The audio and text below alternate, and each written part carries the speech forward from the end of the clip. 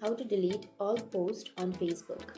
So if you want to delete all of your posts on Facebook, then first of all open up your Facebook application, and then you can go for the upper right corner which has that three barred icon, and go for settings and privacy, and then settings.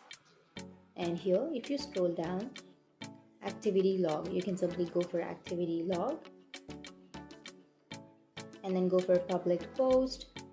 And here you will have all of your public posts, right? So what you can do is you can simply select all, which is on the upper left, and after selecting all you can simply go for recycle bin, which is on the bottom right.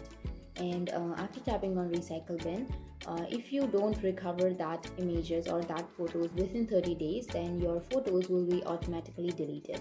That's it. That's how you delete all of your Facebook posts at once. And if you have any questions, feel free to comment below. Thanks for watching.